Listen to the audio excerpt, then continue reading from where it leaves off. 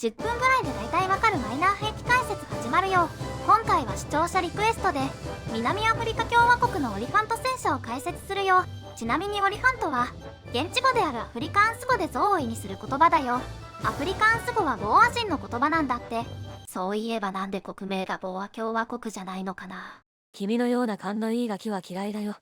さて時は1975年、南アフリカ共和国陸軍は危機に陥ってたよ。同年に始まったアンゴラ内戦に南アフリカ共和国が介入したけど、アンゴラ解放人民運動が運用する T54 55戦車相手に苦戦してたんだ。というのも当時の南アフリカ共和国軍は軽装甲車両が主体で対戦車戦闘能力が低かったんだ。何せミラージュ3を買うお金を捻出するため、60年代に200両あったセンチュリオン戦車のうち半分をスイスに売ったからね。不足した戦車の穴埋めを軽装甲車両がしていたよ。おまけに残ったセンチュリオン戦車も攻守端全てにおいて T54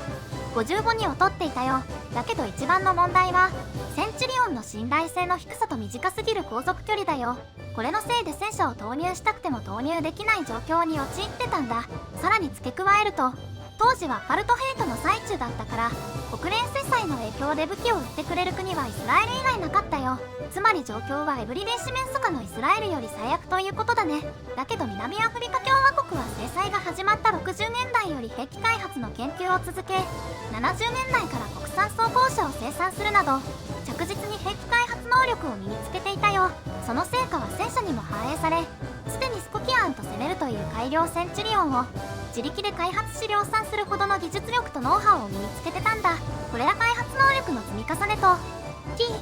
T54 55に対抗できる戦車が必要になったことから、陸軍はセンチュリオンの現代化改修計画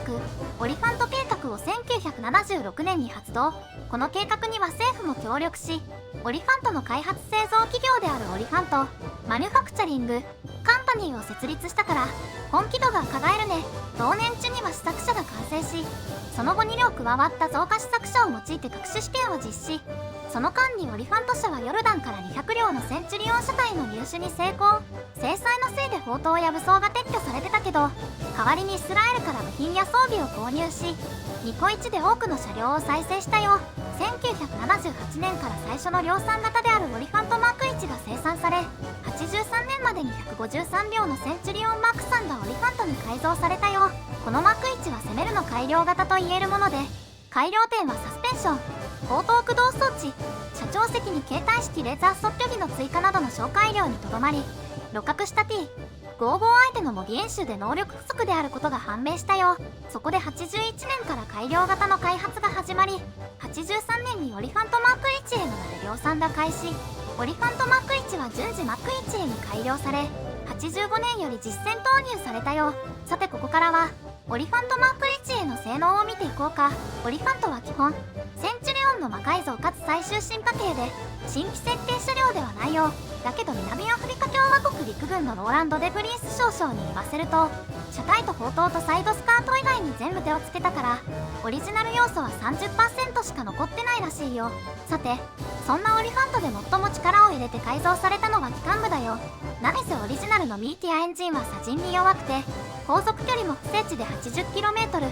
砂漠だと 50km、 最高速度も 35km と遅かったよ。このエンジンの性能不足は以前から深刻に捉えられ、オリファント以前にスコキアンと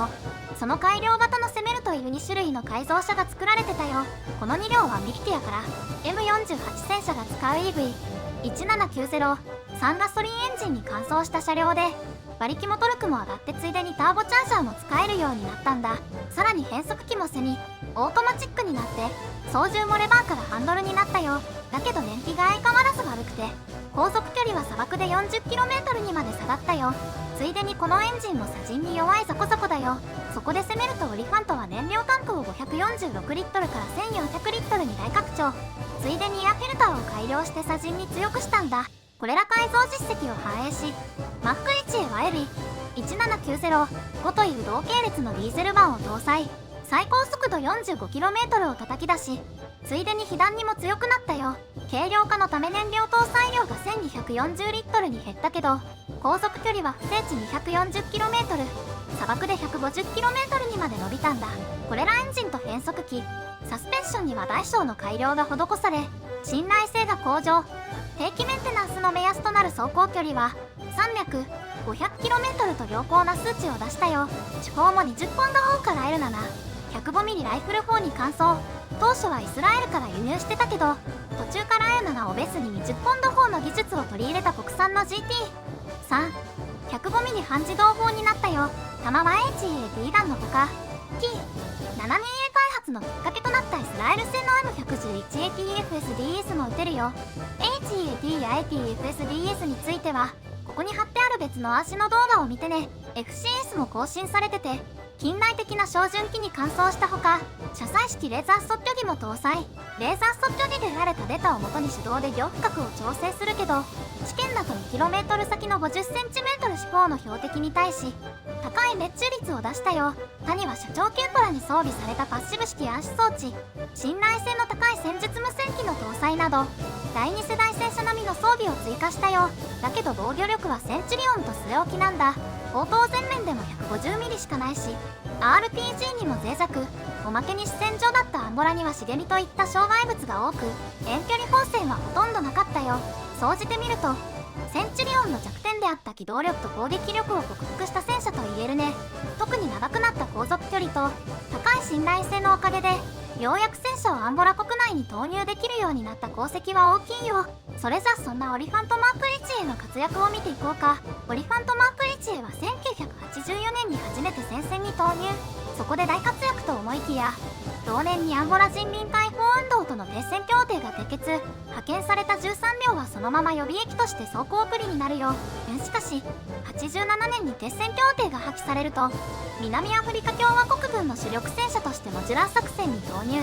2個中隊26両のオリファントマーク 1A が総勢150両の T54、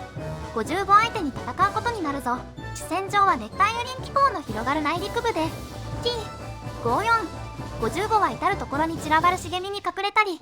ラックインして防衛線を展開。平均交戦距離は 150m 未満だったよ。オリファントは近接戦闘に不向きだけど、暗視装置やレーザー測距儀、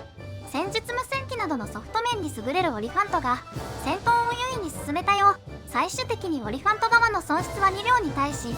人民解放運動は航空攻撃や砲器などの損失を合わせ61両の T54、55を失ったよ。その後も隠し作戦にオリファントは投入されるけど、損失数は数両程度だったよ。また地雷や砲撃で多数の車両が損害を負ったけど、高い信頼性のおかげで稼働率を維持して作戦行動を続けられたんだ。最後にオリファントの進化について見ていこうね。オリファントマーク 1A は優秀な車両だけど、防御力の弱さとかの課題がまだ残ってたんだ。そこで1983年に改良型の開発が始まり、91年に実用化したのがオリファントマーク 1B。 見ての通り外見が大きく変わっているよ。中身もさらに変わっていて、トーションバー、950馬力エンジン、国産のオートマチック変速機、昼夜兼用の照準機、自動消火装置を搭載。さらにイスラエル製と噂される複合走行も各部に追加されたよ。そのため車重が58トンになったけど、最高速度58キロに向上。事実上の第 2.5 世代戦車になったよ。オリファントマック 1B は総計50両が改造されたよ。さらに2005年にはマック 1B を改良し、 T72M を圧倒することを目的としたマック2が生産開始。エンジンと FCS を現代化改修して装甲艦射撃とハンター、キラー運用が可能。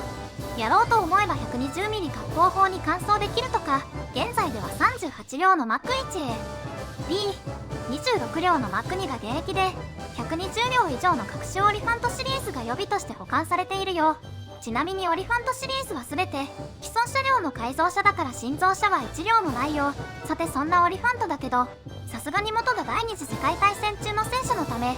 部品の枯渇シージ費も上昇してるとか、さらに軍事費削減で整備を民間企業に雇われた外国人労働者に外注することが多くなり、2021年には7両のマック2と84両のマック1シリーズをアンゴラ内戦での敵国だったキューバ人整備士が修理したという話があるよ。実際最近の南アフリカの軍事予算は対 GDP 比で 1% 超えるかどうかで、予備とはいえ冷戦時代の重装備を多数保有している状況では整義を外注せざるを得ないんだろうね。それでもしばらくは誕生から80年近く経った百人隊長が巨大な像として南アフリカを守り続けるだろうね。今回はここまで。このシリーズ再生数が長くなり続けてて、労力がゆっくり解説版マイナー兵器とそんなに変わらなくなってきたんだよね。このまま時間をかけてじっくり解説する路線にするか、5分か7分ぐらいでサクッとやる元のコンセプトに戻すか、